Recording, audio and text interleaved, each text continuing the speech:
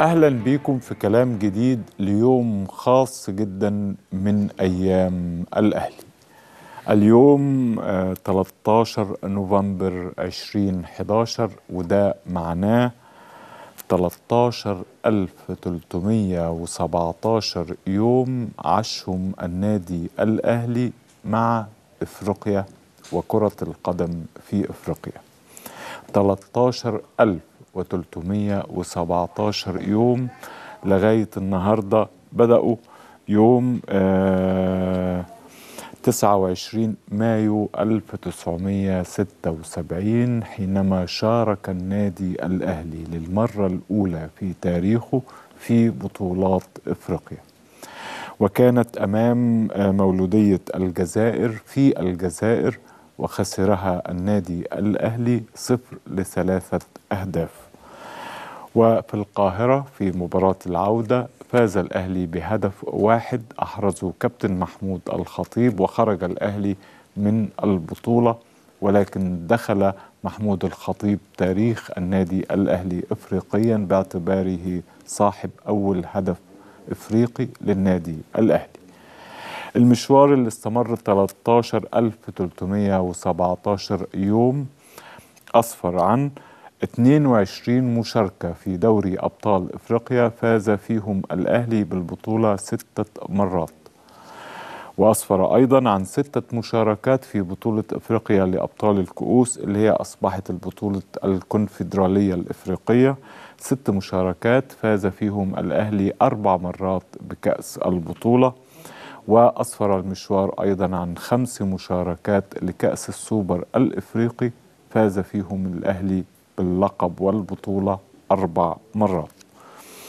والحقيقة دي نتائج على الورق، ونتائج سهل جدا الحصول عليها وسهل جدا اكتشافها وسهل أيضا ترديدها.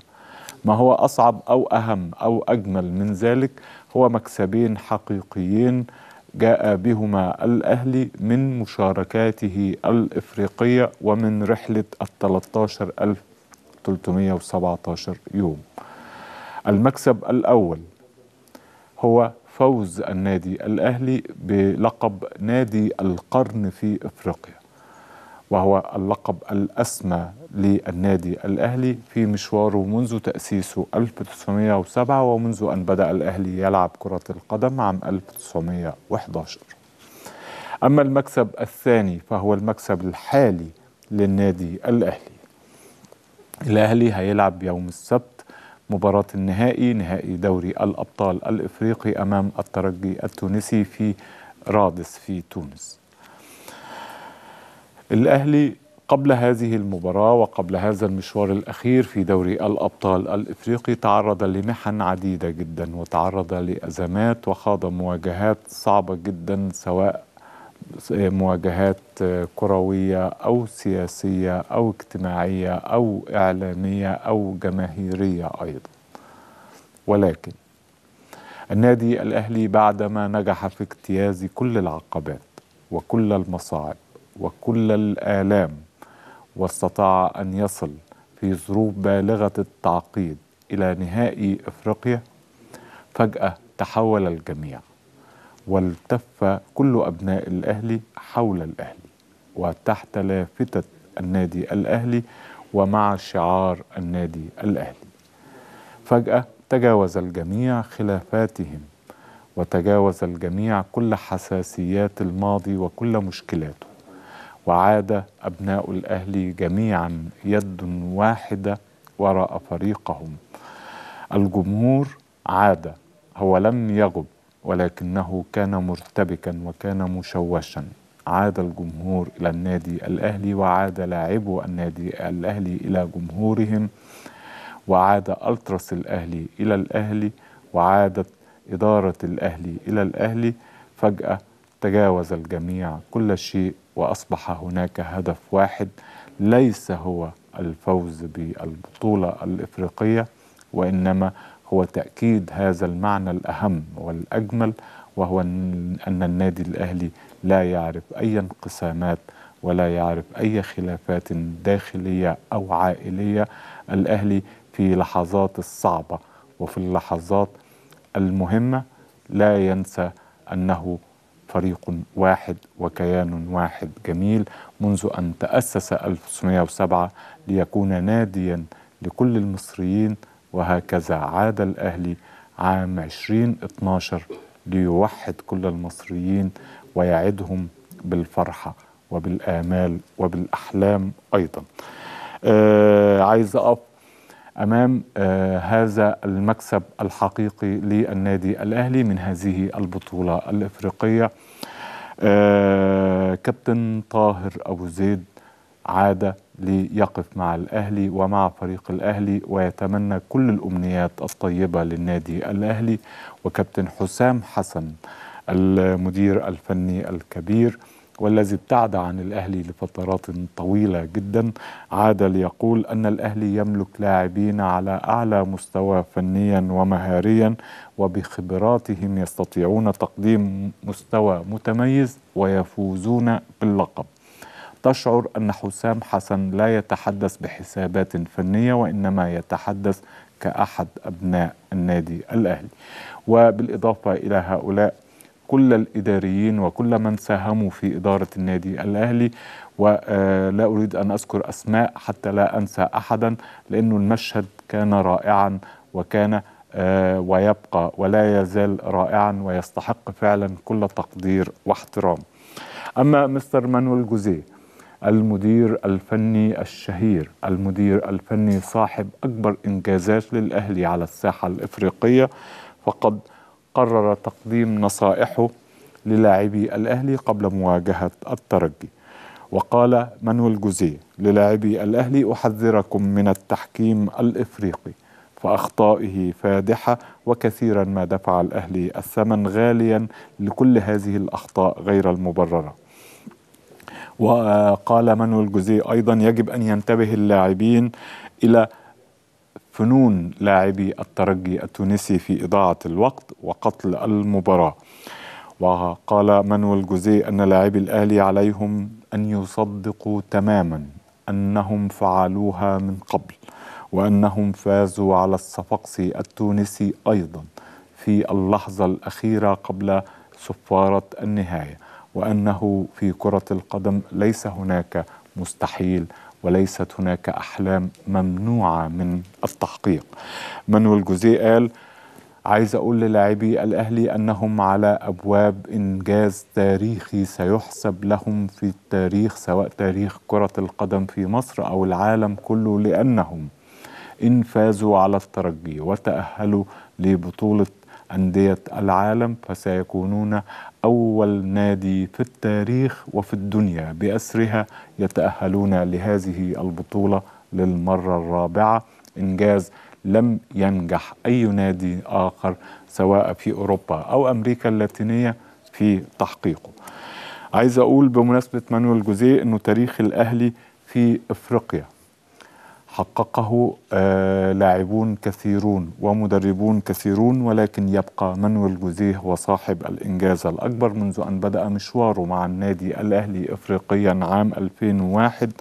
وفاز مانويل جوزيه ببطولتين كان الأهلي قبل مانويل جوزيه قد فاز ببطولتين لدوري الأبطال الإفريقي في نسخته القديمة قبل أن يجيء مانويل جوزيه ويفوز وحده ب4 ألقاب من 5 بطولات، من 5 نهائيات نجح مانويل جوزيه في قيادة النادي الأهلي للوصول إليها.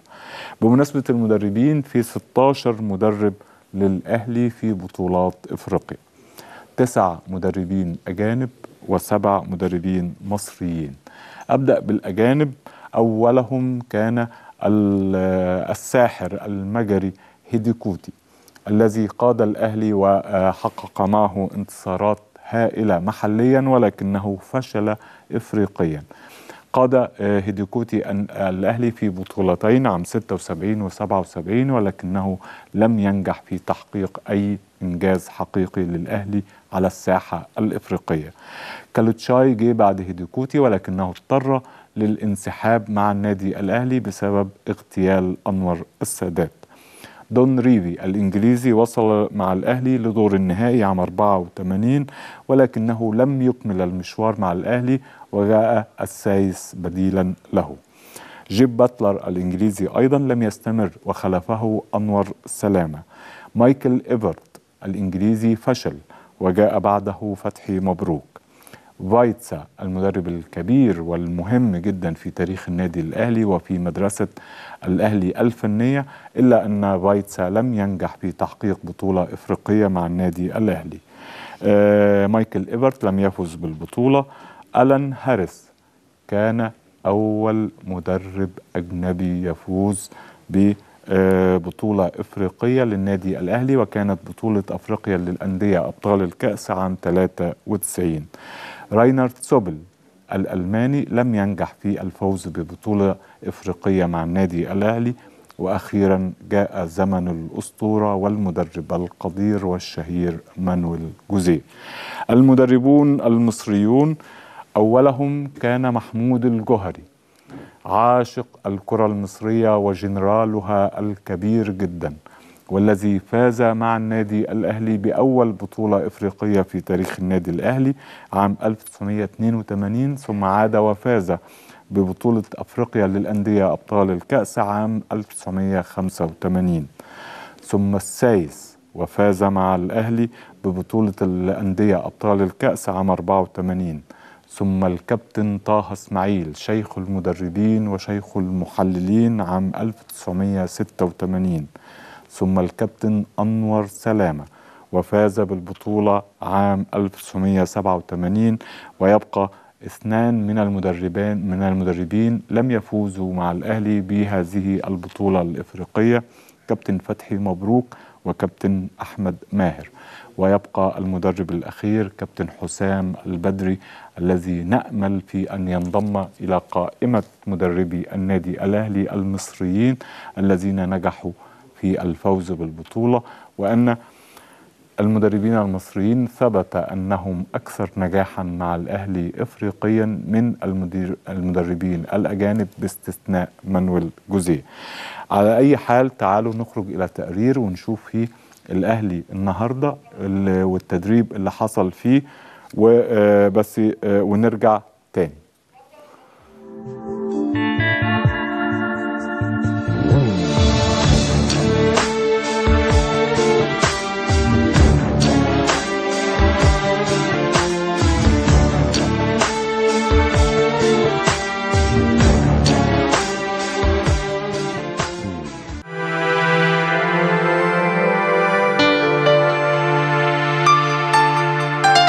اهلا بكم مشاهدي قناه الاهلي في كل مكان، وهذه الرساله الخاصه من داخل قلعه الاهلي بالجزيره. رساله اليوم: التدريب مهم جدا لفريق النادي الاهلي قبل السفر لتونس صباح يوم الخميس استعدادا لمباراه الترجي التونسي في اياب الدور النهائي لرابطه الابطال الافريقيه. تابعونا وهذه الرساله.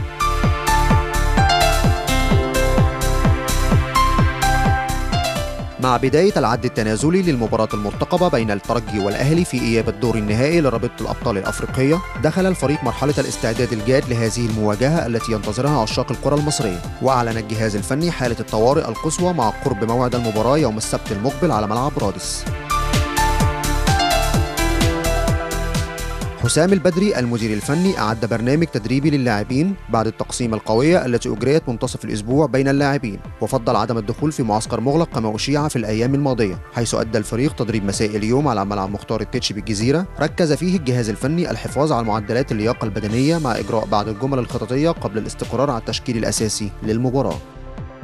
ومن المقرر أن يخوض الفريق تدريبه الأخير غدا الأربعاء قبل السفر صباح الخميس لتونس، على أن يؤدي اللاعبين تدريب مسائي على أحد الملاعب الفرعية برادس، والمران الرئيسي على ملعب المباراة مساء الجمعة القادم. من جهة أخرى، اطمأن الجهاز الفني على حالة كل اللاعبين، خاصة الذين تعرضوا لإصابات طفيفة في المباراة الودية بين اللاعبين، وأبرزهم شهاب الدين أحمد ودومينيك والسيد حمدي ومحمد بركات، ولم يتبقى سوى سيد معوض الظهير الأيسر الذي تأكد غيابه عن المباراة. وكان الفريق قد أجرى كشف طبي صباح اليوم قبل بداية التدريب، وذلك لإرساله للاتحاد الدولي لكرة القدم تحسبا لمشاركة الأهلي بمونديال الأندية في حال فوزه بالبطولة الأفريقية على الترجي التونسي.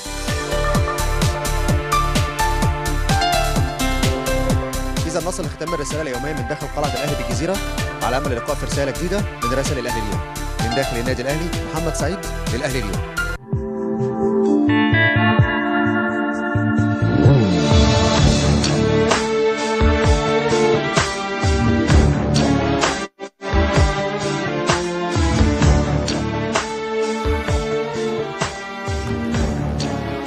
عدنا لحضراتكم، وكما شاهدتم ميران النادي الأهلي ولقطات منه، ونتمنى التألق والإجادة ونتمنى السبق والإصرار على الفوز للاعبي النادي الأهلي في مباراة السبت، مع كامل التقدير والاحترام للترجي التونسي، وأيضا مع كامل احترامنا واعتزازنا بالنادي الأهلي ونجاحه في الوصول إلى النهائي أيا كانت النتيجة في رادس.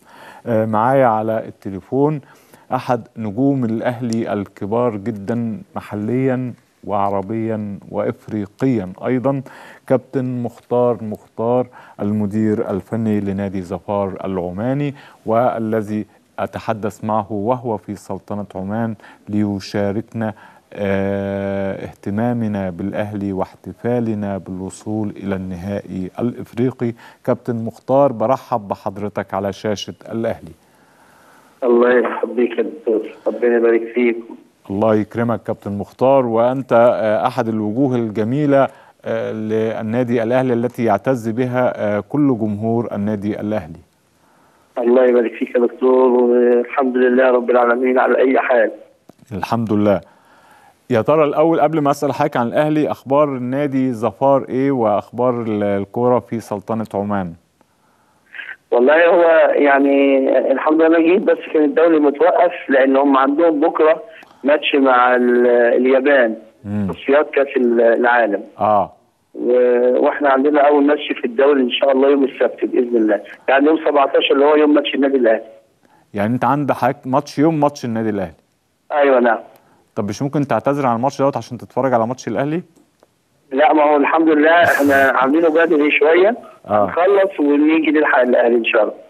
يا ترى مختار يقول ايه عن الوصول الاهلي للنهائي الافريقي رغم الظروف الصعبه في الفتره الاخيره، ويتوقع ايه لسيناريو النهائي بين الاهلي والترجي؟ هو اولا يا دكتور، للوصول للنهائي ده هو في حد ذاته بطوله في ظل الظروف الصعبة جدا اللي البلد بتعيشها، وفي ظل الظروف الغير طبيعية بالنسبة للكرة المصرية. فحتة وصول النادي الأهلي للنهائي ده أنا شايف إن هو ده في حد ذاته بطولة كبيرة جدا جدا. وأنا حتى كنت قلت إن يعني أنا لو أنا المسؤول عن النادي الأهلي كنت صرفت للعيبة وللجهاز للجهاز يعني مكافآت فوز البطولة بغض النظر عن البطولة نفسها. يعني تكريما للي عملوه. ان اي نادي في العالم يعيشها ويوصل للنهائي افريقيا، واحنا نعرف ان نهائي افريقيا ده بطولة كبيرة جدا. يعني من الوقت ايه اللحظات اللي مش ممكن كابتن مختار ينساها مش في مشواره مع الاهلي افريقيا؟ هو يمكن يا دكتور كانت اول بطولة خدناها في 1982. ايوه نعم، دي طبعا يعني فعلا ظروف جو المحيط كان بالبطوله ما ننساهوش خالص. ليه؟ لانها احنا ما كناش متعودين على البطوله الافريقيه وكان نفسنا ناخدها، ويعني وصولنا برضه للنهائي كان السنه اللي قبليها، ولظروف سياسيه معينه كده في موت الرئيس السادات ما لعبناش النهائي، ما وصلناش النهائي. فتاني سنه وصلنا، فكان امر هائل جدا بالنسبه لنا، ابعد ما يكون بالنسبه لنا افريقيا. فيعني معايشتنا للجو اللي هو النهائي اللي احنا لعبناه في خماسي كان جو صراحه مثير جدا جدا، والحمد لله قدرنا نتغلب عليه وقدرنا نرجع للكاس، ودي كانت من افضل الاوقات اللي الواحد عاشها في تاريخ حياته الكرويه. واعتقد يا كابتن مختار انه هدف الاهلي في كوماسي كان صناعه مختار واحراز محمود الخطيب. ايوه نعم، ودي برضه من الحاجات اللي الواحد ما بينساهاش. يعني يا ترى على فكره يا دكتور، اتفضل. البطوله ديت اول بطوله النادي الاهلي ياخدها، وكانت السبب في ان النادي الاهلي يبقى هو بطل القرن بالنسبه لافريقيا. هي اللي فتحت طبعا الطريق. طبعا شرف كبير جدا ليا وللجيل بتوعي كله معايا كله ان احنا نكون خدنا اول بطوله افريقيه ان شاء الله. تتوقع ايه حضرتك لمباراه السبت المقبل بين الاهلي والترجي في رادس؟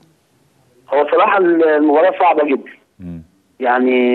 يعني التوقعات بتاعتها اكيد ان هي في منتهى الصعوبه على اللعيبه وعلى الجهاز، خصوصا برضه في ظل النتيجه الايجابيه بالنسبه للترجي في مصر.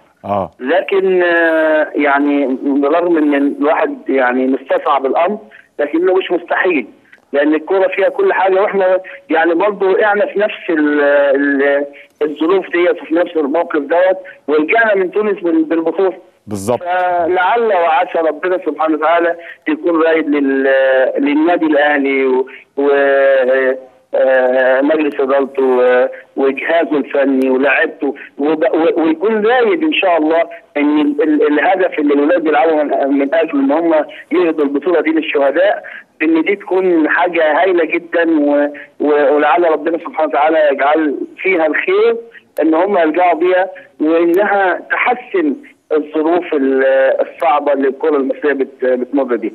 ان شاء الله يا كابتن مختار، وانا بشكر حضرتك جدا وسعيد ان انا كلمت حضرتك في هذه الحلقه الاستثنائيه في احتفالنا بوصول النادي الاهلي للنهائي الافريقي. شكرا للكابتن مختار نجم الاهلي الكبير والقدير والمدير الفني الحالي لنادي ظفار العماني. أعود إلى أخبار الأهلي. والأهلي يطالب الكاف الاتحاد الإفريقي لكرة القدم بوضع صور الشهداء في رادس. إدارة النادي الأهلي طالبت الاتحاد الإفريقي بالسماح لها بوضع صور شهداء الأهلي في مذبحة استاد بورسعيد في استاد رادس، تماما كما حرصت وأصرت إدارة الأهلي على وضع هذه الصور في استاد برج العرب أثناء مباراة الذهاب مع الترجي التونسي. نادي الترجي التونسي في بادرة طيبة ورائعة أبلغ إدارة النادي الأهلي أنه لا يمانع مطلقا من وضع هذه الصور كما يريد المسؤول الأهلي، ولكنه الترجي يريد استئذان الاتحاد الإفريقي حتى لا يتعرض لعقوبات من الكاف. الأهلي بيحاول جاهدا إقناع مسؤولي الكاف بأنهم كما سمحوا بوضع هذه الصور التي لا تعني شيئا سياسيا ولا تتعارض مع لوائح الكاف في استاد برج العرب، أن يسمحوا أيضا بكرم منهم وتفهم واحترام لمشاعر الجمهور الأهلي بوضع هذه الصور في استاد رادس أثناء النهائي الإفريقي. بمناسبة أفريقيا وبطولات أفريقيا والأهلي الذي سيلعب يوم السبت النهائي الإفريقي، تأهل الفريق الأول لكرة السلة بالنادي الأهلي لنهائيات بطولة أفريقيا للأندية الأبطال التي ستقام في غينيا الاستوائية نهاية شهر نوفمبر الحالي. الأهلي كان قد احتل المركز الثالث في مجموعته بتصفيات المنطقة الإفريقية الأولى التي استضافتها مدينة سوسة التونسية. الأهلي سبق له الفوز بهذه البطولة مرة واحدة فقط. بعثة الفريق الأول لكرة اليد بالنادي الأهلي توجهت إلى مدينة طنجة المغربية فجر أمس للمشاركة في بطولة كأس إفريقيا للرجال رقم 34 للأندية أبطال الدوري، أي أن الأهلي يشارك حاليا في نهائيات بطولة أفريقيا سواء لكرة القدم أو كرة السلة أو كرة اليد، ولكنني أتحدث الآن عن كرة القدم. ومعايا على التليفون كابتن سيد عبد الحفيظ مدير الكرة في النادي الأهلي من تونس. كابتن سيد، أخبار حضرتك إيه وأخبار تونس إيه؟ الحمد لله أنا كويس الحمد لله. الحمد لله ويعيشك. يعيشك أنت. يا ترى أنت حضرتك سافرت النهاردة إلى تونس وسبقت النادي الأهلي، فكيف وجدت الأحوال في تونس؟ والله الدنيا كويسة الحمد لله. يمكن سواء كان السفارة التونسية المصرية أو سيادة القدس الأيمن مشرفة أو سيادة السفير أيمن مشرفة أو سيادة القدس محمد محمود، ناس قايمين بمجهود عالي جدا، أو حتى من الجانب الترجي التونسي، يعني المعاملة دايما بتبقى على مستوى عالي جدا الحمد لله رب العالمين. عايز اقول لك انه رسالتك بتوجيه الشكر للسفاره التونسيه في القاهره كان لها صدى رائع داخل السفاره التونسيه وداخل الجاليه التونسيه في مصر، واعتبروا انه ما قمت به يعني يتخطى حدود الواجب، وان ده هو فعلا النادي الاهلي بمسؤوليه وقادته ومديرينه ايضا. يعني احنا محتاجين ده، محتاجين لازم كلنا نعرف سواء كان حالاتنا على المستوى المحلي او المستوى الدولي يعني وخصوصا المستوى العربي يعني ان كرة القدم شيء والمعاملات والاشياء اللي هي بره كرة القدم سواء كانت على المستوى العلاقات ده شيء تاني خالص. لازم يبقى فيه ود وتواصل ومحبة ومعاملة طيبة في كل الاتجاهات. وكرة القدم داخل الملعب 90 دقيقة فقط، بعد ال 90 دقيقة المعاملة الطيبة، حتى في ال 90 دقيقة يعني حتى في ال 90 دقيقة في معاملة كويسة وكل شيء، لكن في أمور تنافسية يعني. فالناس على مستوى عالي جدا من المعاملة، ودي حقيقة لازم نعترف بيها. بيقدموا لك كل مساعدة، وكذلك احنا يعني يبقى المثال الحي اللي هو اللي هيفضل اعتقد مش هيتكرر في البطولة الأفريقية خالص، ان فرقتين يلعبوا على النهائي يقعدوا في اوتيل واحد، وده كان اقتراح من جانبنا احنا من جانب النادي الأهلي يعني. تمام، ان انت بتقدم لهم حاجة في منتهى الراحة. كرة القدم يكسب من احسن او اللي ربنا سبحانه وتعالى موفقه، لكن العلاقات هي اللي بتدوم اللي بتستمر يعني. كابتن سيد، وأنت حين شرفنا بك ضيفا في الأهلي اليوم قلت لنا أن أنت رايح تونس، وأهم الحاجات اللي عايز تطمن عليها مسألة الإصلاحات في الطريق اللي كان دائما تخلي المشوار يطول أكتر من 45 دقيقة. يا ترى اطمنت على ده ولا لسه؟ والله لا، انا النهارده من ساعه ما نزلت يمكن وصلت حوالي الساعه 12:30 بتوقيت تونس، لحد من ساعه تقريبا بس كنت بشوف الاوتيلات اللي موجوده في الوقت الحالي. تمام، لسه يا دوبك من ساعه بس خلصان استقريت على الاوتيل اللي هيقعد فيه. هنبدا نشوف الملعب يعني ان شاء الله. ويا ترى اخبار مسؤولي الترجي ايه؟ هل التقيت بيهم؟ أكيد كان معايا كابتن رياض بالنور من شوية يعني، وكان في استقبالي، وزي ما قلت لك يعني العلاقة بيننا وبين الجانب طبعا الترجي على أعلى مستوى، كان موجود في المطار، والناس يعني بيقدموا لك كل سبل المساعدة يعني. والجو في تونس عامل إيه؟ حر ولا برد ولا مطر ولا؟ زي مصر، يمكن أقرب شوية لإسكندرية يعني. درجة الحرارة كانت الصبح حوالي 25 أو 26، قريب جدا من اسكندرية.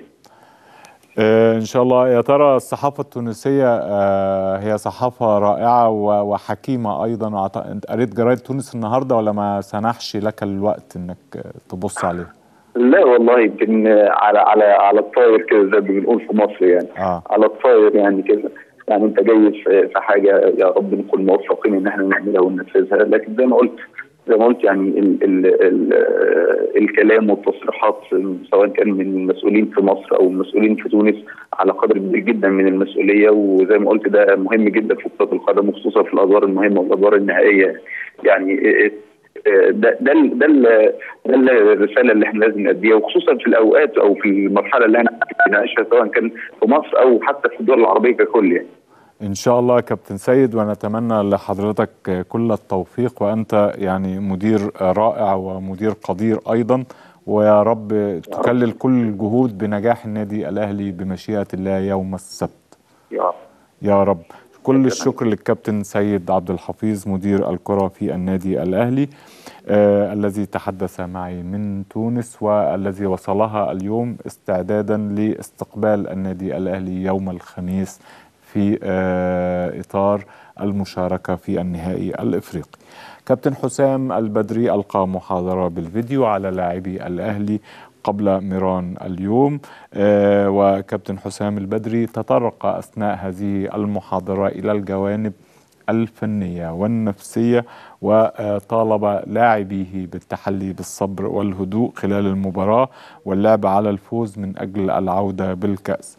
أيضا لجنة الكرة اجتمعت بلاعبي الأهلي وطالبت منهم التقديم الصورة المشرفة للنادي الأهلي، وأن يلعبوا بهدف الفوز حتى وإن لم يتحقق، ولكن الروح مطلوبة والانتماء للنادي الأهلي والحرص على بذل كل الجهود للفوز بالبطولة وإهدائها لأرواح شهداء النادي الأهلي في مأساة استاد بورسعيد.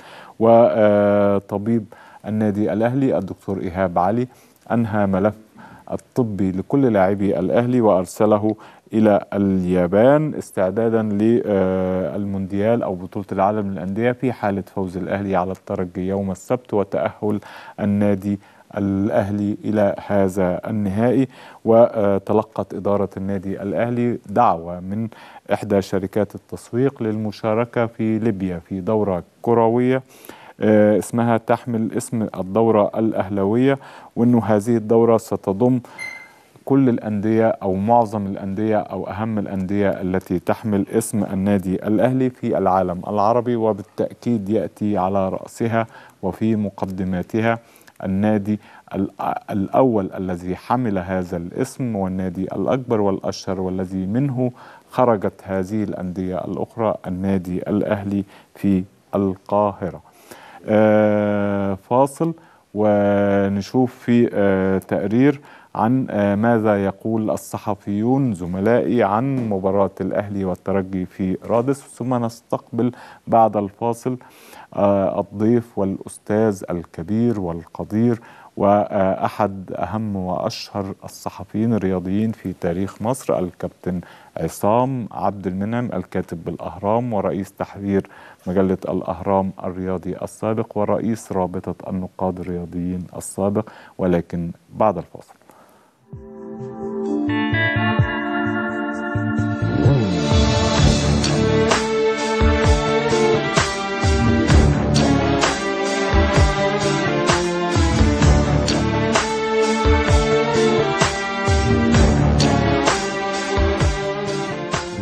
على الإعلام المصري كله أنه يساند الأهلي، يسانده بمعنى أصح تجنيب الأخبار السلبية إذا كانت هناك بعض السلبيات، عدم برضو يعني أحيانا بعض الوسائل الإعلام بتخوض كثيرا في التفصيلات الفنية لفريق الأهلي، فالمفترض أن الأمور دي يعني برضو احنا عارفين أن العالم كله بقى قرية صغيرة، ولكن برضو ما نلقيش الضوء قوي على الخطط، على الأفكار، عن السيناريوهات اللي بيتوقعها الكابتن حسام البدري، عشان خاطر نقدر نساعد فريقنا على انه هو تبقى اوراقه على الاقل فيها بعض الغموض بالنسبه للمنافس. مباراه رادس ارجو او اتمنى واتوقع ان النادي الاهلي سيلعب هذه المباراه وهو امامه حل واحد وهو الفوز، فيجب ان يقوم الكابتن حسام البدري واللاعبون بالعمل من الان على تجهيز سيناريو الفوز.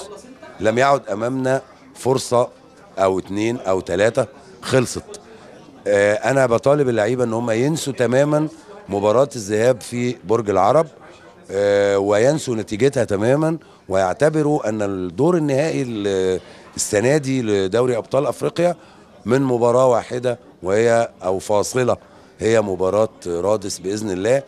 واعتقد النادي الاهلي عنده القدره ان هو يحقق الفوز باذن الله. الشوط الثاني انت بتتهيأ له من خلال اعداد نفسي، اعداد بدني، اعداد ذهني، اعداد فكري وخيال. خيال، وحط تحت كلمه خيال دي 100,000 خط. الخيال ده هو احدى سبل او وسائل الابداع. هتقول لي الشوط الاول احنا موقفنا صعب، طب ما احنا رحنا 2006 كان موقفنا صعب، طب ما احنا لعبنا في انجولا وكان اللي هو المنتخب الوطني وكان موقفه صعب، ما احنا لعبنا في غانا وكان موقفه صعب. اذا القصه مرتبطه بايه؟ الشوط اول 1-1، انا عايز الشوط الثاني يا سيدي عايزه 1-1. ما تقدرش تعمله 1-0، اعمله 1-1 بلغه دارجه يفهمها رجل الشارع اللي بيتابعنا دلوقتي. هم 11 جم لعبوني في ملعبي وجابوا فيا جول، مظبوط؟ وانا 11 اروح العبهم في ملعبهم اجيب فيهم ايه؟ جول، واحده بواحده.